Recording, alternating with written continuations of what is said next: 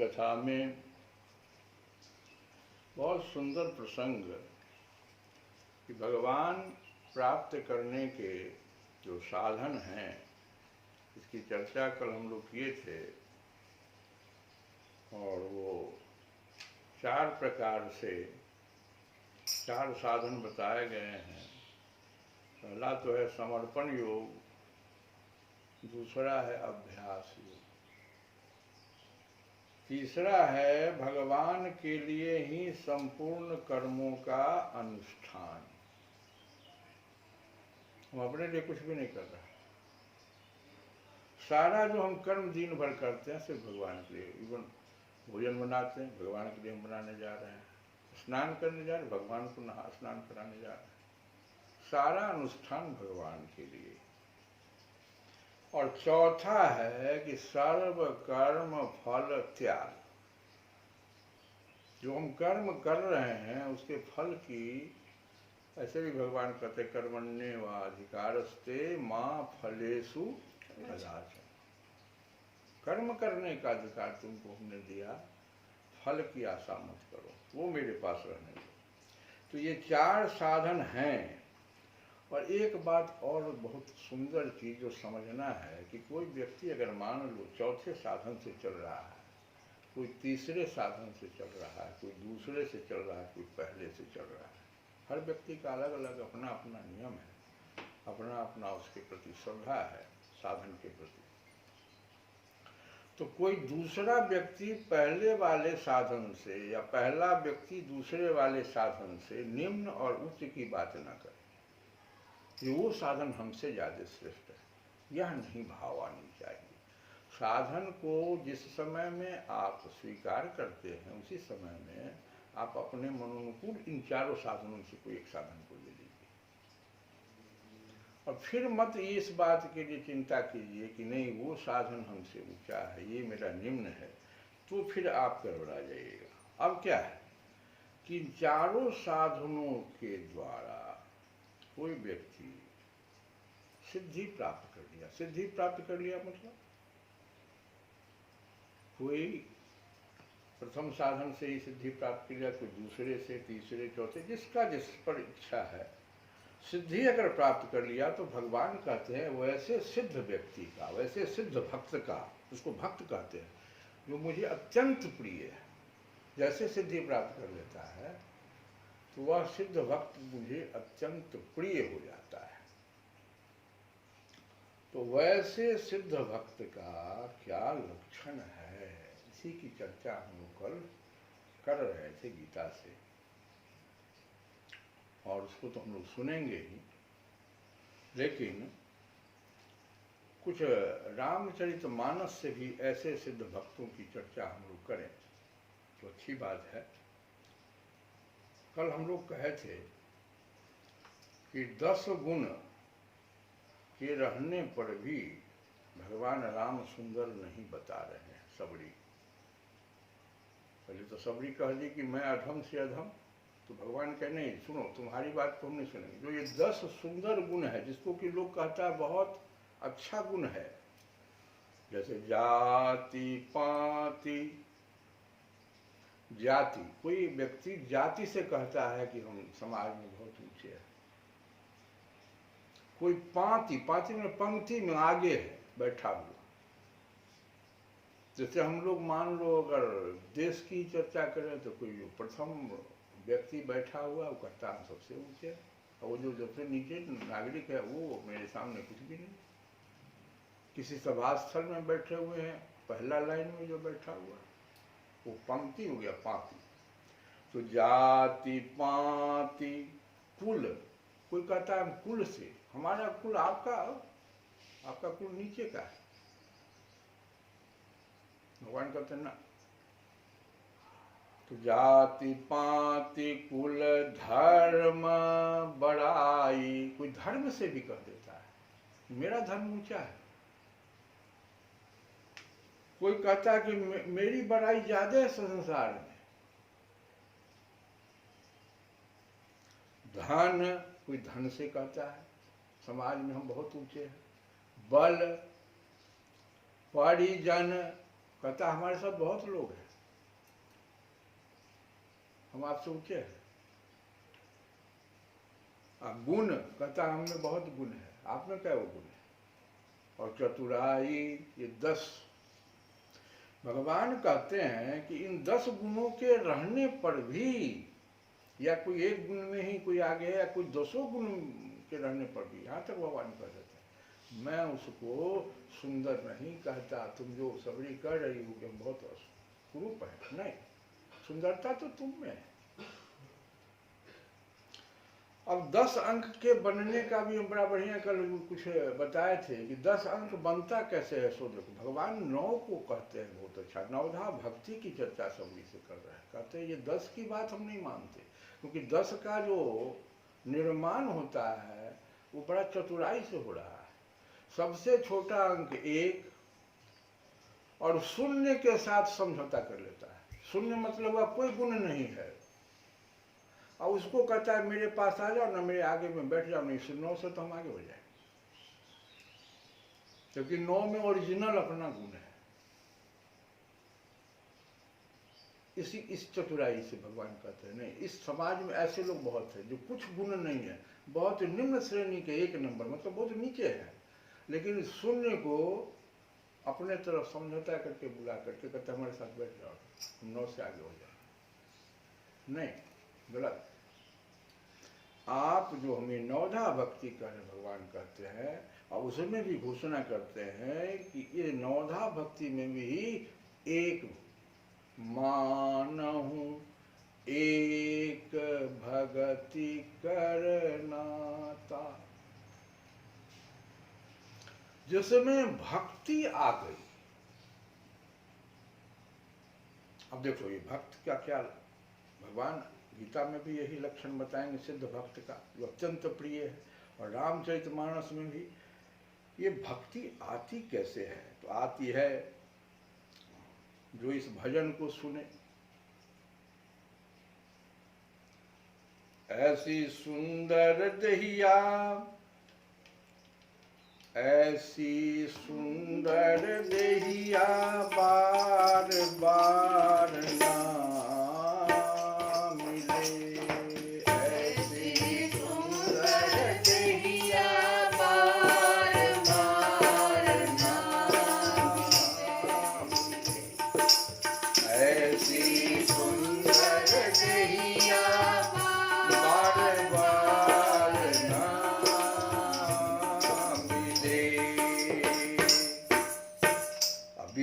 भजन के नैया,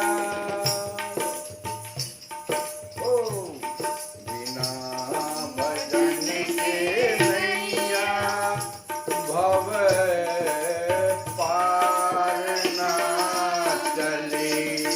नाव पार करेगा, संसार को भव करते हैं ना, भव सागर है, बिना भजन के कुछ नहीं होगा। ऐसी सुंदर दहिया बार बार ना मिले, ओ बिना भजन के नैया, बिना भजन के नैया पार ना चले। देखो आगे कहते हैं कि जिंदगी की आस में कर ले तू भजनिया, माया के बाजार में एक दिन छूट जाए दुनिया, छूट जाए दुनिया, छूट जाए दुनिया, छूट जाए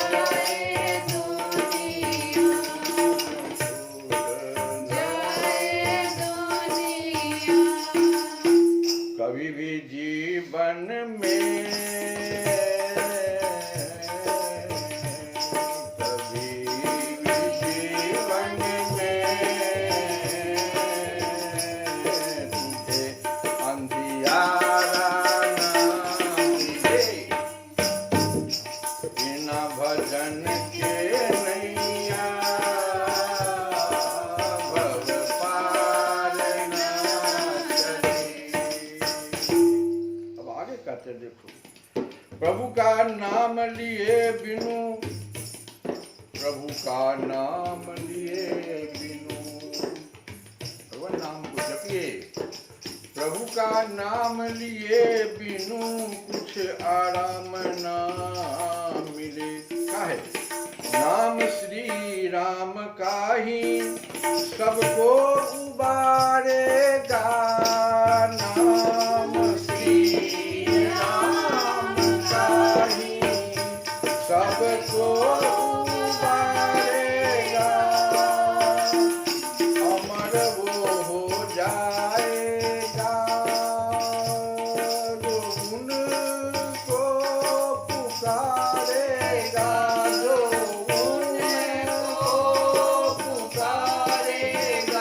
जो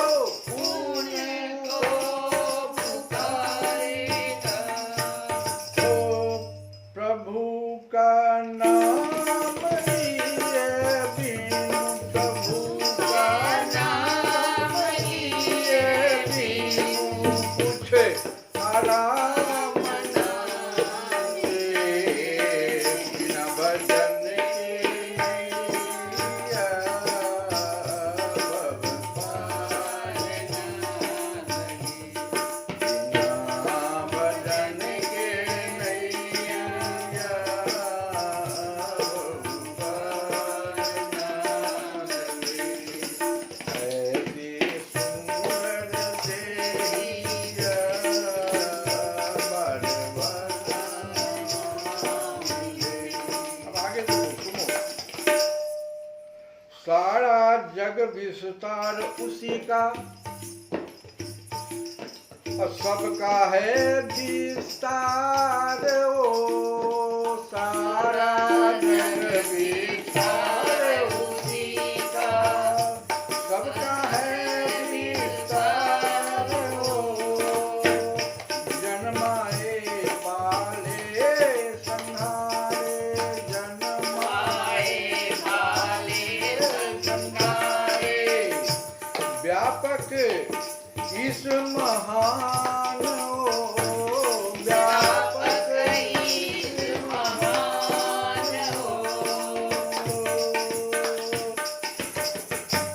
सबके मन मंदिर में, सबके मन मंदिर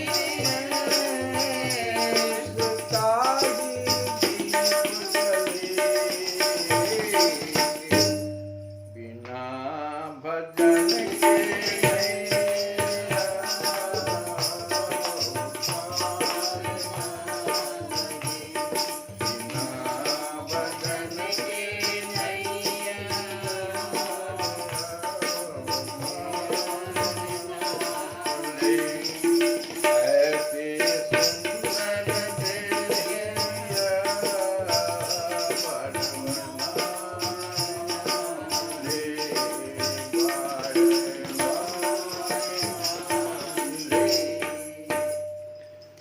बिना भजन के भक्ति होगी नहीं।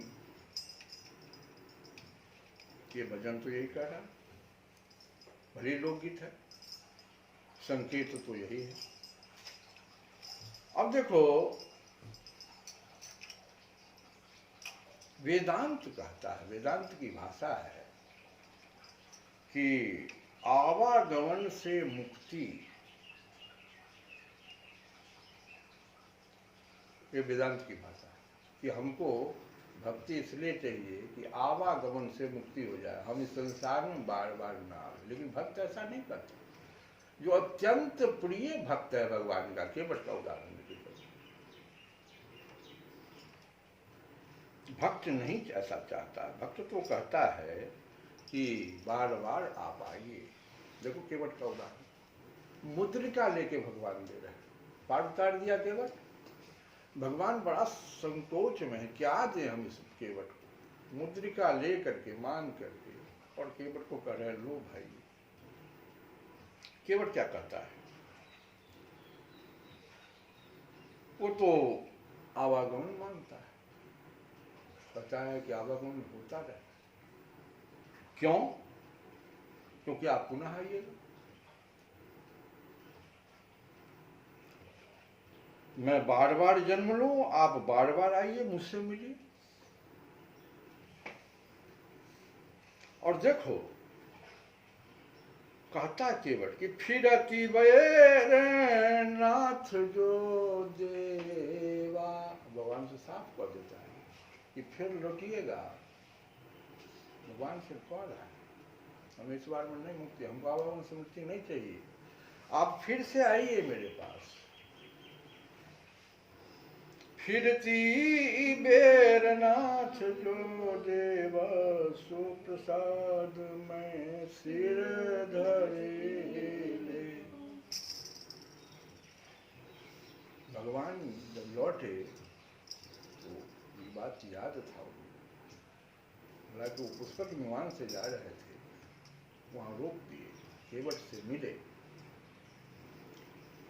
और उतर करके केवट को निमंत्रण दिया कि मेरे राज्याभिषेक में तुम आओ, तुम कहा था कि हमसे मिलने के लिए, तो हम आए तुम्हारे पास। भले ही हम नाव से नहीं पार किए, एक बार तो तुम जो पार किया उसका तो हम अभी तक लौटा नहीं पा रहे हैं, तुम मुद्रिका लिया नहीं। तो जैसे तुम मुझे कहा कि आप आइए, तुम भी मेरे पास आओ, राज्याभिषेक का। और देखो इसका संकेत है, कहोगे कहाँ से कर रहे हैं।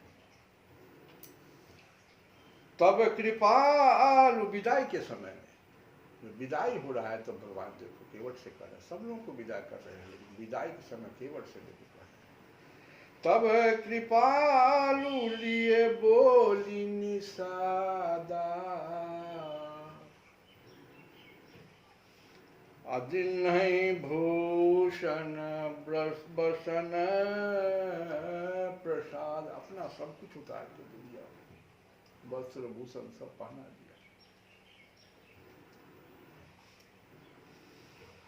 और तुम तो केवट कहा गया कि तब तो आप फिर मुझे विदा कर रहे हैं। कहा कि नहीं, भगवान बड़ा बहुत सर नीचे करके कहते हैं कि तुम मम तुम प्रिय मोही भरत जिन भ्राता।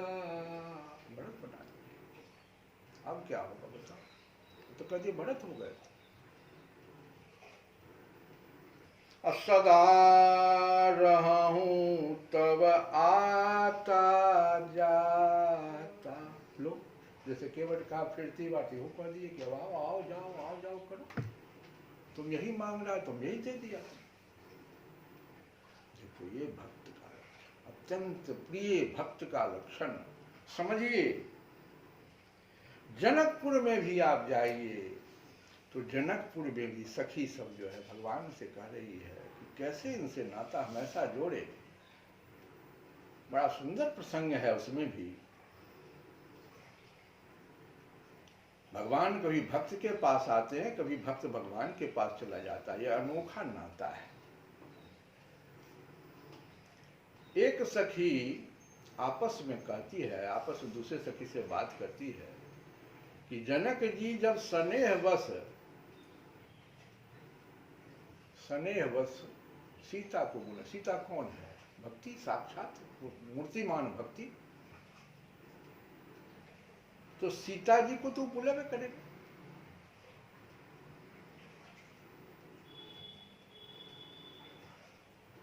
बारही बार स्नेह बस जनक बुलाओ वसीय।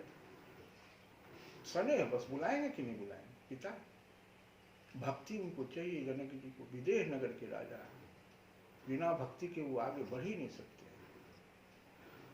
और जनक जी एक सूत्र को जानते थे कि जो मनुष्य ईश्वर को प्राप्त करना चाहता है वो सबसे पहले भक्ति को प्राप्त करे। इस सूत्र को वो जानते थे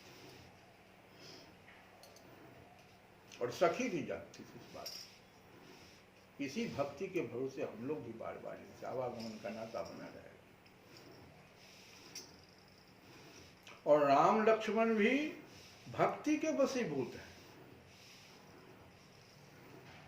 क्यों? कि बारही बार स्नेह बस जनक बुलाओ वसीए। लेन आई है बंधु दो कोटि काम कमनीय। लेन आई है तो आवे में तो दोनों भाई लेने के लिए। जब विवाह से पहले भी ये दोनों भाई आए थे लेने के लिए। सीता जी। अब तो विवाह हो गया, तो जनक जी जब स्नेह बस सीता जी को बुलाएंगे, तो सीता जी कौन है? तो भक्ति है, तो भक्ति के वशीभूत भगवान हैं। और ये दोनों भाई हैं कौन? कौन है जो भक्ति के वशीभूत है? तो एक साक्षात मूर्ति वैराग्य है। लक्ष्मण जी साक्षात मूर्तिमान वैराग्य है, और भगवान अखंड ज्ञान है। तो ज्ञान और वैराग्य तो भक्ति के बिना अधूरा हो जाएगा, तो भक्ति के पास आएगा। ये तो कथा में हम लोग भागवत में भी सुनते हैं कि भक्ति की दुर्दशा क्यों हो गई, तो उसका दोनों पुत्र, एक लंगड़ा एक वो हो गया था। ज्ञान और वैराग्य भक्ति के बिना बहुत मुश्किल है, ये दोनों रह नहीं सकते। तो जो भक्त, जो मनुष्य इस सूत्र को पकड़ लेता है, जो गीता में भी कहा जा रहा है और रामचरितमानस में है, कि अगर सीता माता को पकड़ लिया जाए, जो भक्ति है, यही शूर्पणखा से गलती हो रहा है। वो भक्ति को अलग करके राम जी को पाना चाह रहा है, और उसमें क्या उसकी दुर्दशा कैसी हुई? देह नगरी का व्यक्ति यही गलती करता है, विदेह नगरी का व्यक्ति ऐसा गलती नहीं करता। तो हम लोग जो वो जो लक्षण है, जो भगवान के अत्यंत प्रिय हैं, उनमें से हम लोगों ने कल सुना था, अद्वेष्टा सर्वभूतानां मैत्रः करुण एव च निर्ममः निरहंकार समदुःख सुख क्षमी संतुष्टः सततम योगी यत आत्मा दृढ़ निश्चयः। और मयि अर्पित मनः बुद्धि यह मत भक्तः स मे प्रियः। ऐसे लक्षण वाले जो भी भक्त हैं, जो किसी से द्वेष नहीं करते, शुद्ध भक्ति पर पुनः आकर भगवान इन दोनों श्लोक में, ये दो जो श्लोक हमने बताया, ये शुद्ध भक्ति पर जब आदमी चला जाता है तो इसके दिव्य गुणों का वर्णन कर रहे हैं कि शुद्ध भक्त किसी भी परिस्थिति में विचलित नहीं होता, न ही वह किसी के प्रति ईर्ष्यालु होता है, न वह अपने शत्रु का शत्रु बनता है। वह तो सोचता है यह व्यक्ति मेरे विगत दुष्कर्मों के कारण मेरा शत्रु बन गया है। देखो कितना सुंदर भाव है। कोई अगर शत्रु यहाँ तुमको दिखाई पड़ रहा है तो इस भाव को आप लाइए। भक्त तो ऐसा सोचता है कि यह व्यक्ति मेरे विगत दुष्कर्मों के क्या कारण मेरा शत्रु बन गया है। अतएव विरोध करने की अपेक्षा कष्ट सहना अच्छा है, इसको सह लेना है। इसका विगत दुष्कर्म है वो, उसका फल हम भोग लें। और ये जो श्रीमद् भागवत में ही आया है। तो जब भी कोई भक्त मुसीबत में पड़ता है तो वह सोचता है कि भाई यह भगवान की मेरे ऊपर कृपा है, मुझे अपने विगत दुष्कर्मों के अनुसार इससे कहीं अधिक कष्ट भोगना चाहिए था। यह तो भगवत कृपा है कि मुझे मिलने वाला पूरा दंड नहीं मिल रहा है। भगवत कृपा से थोड़ा ही दंड मिल रहा है। अतएव अनेक कष्टपूर्ण परिस्थितियों में भी वह सदैव शांत तथा धीर बना रहता है। भक्त सदैव प्रत्येक प्राणी पर, यहाँ तक कि अपने शत्रु पर भी दयालु होता है। निर्मम का अर्थ यह है कि भक्त शारीरिक कष्टों को प्रधानता नहीं प्रदान करता, क्योंकि वह अच्छी तरह जानता है कि वह भौतिक शरीर नहीं है।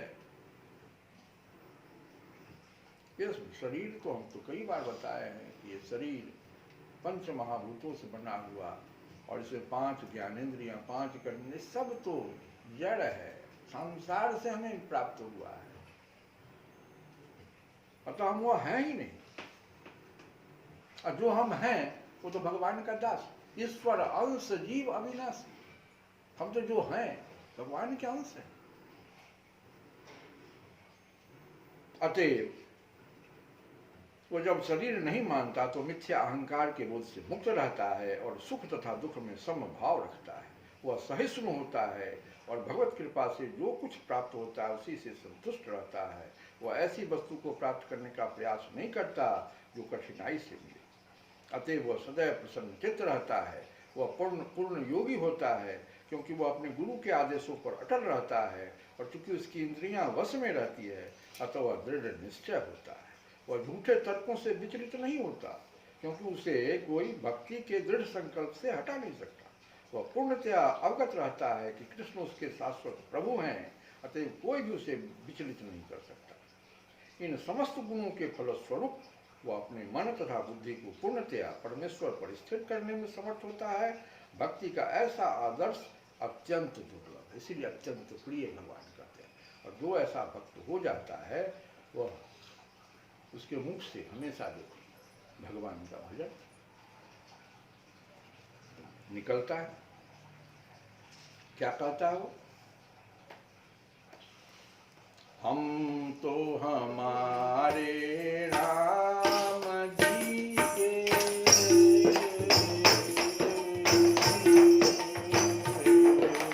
हम तो हमारे राम जी के,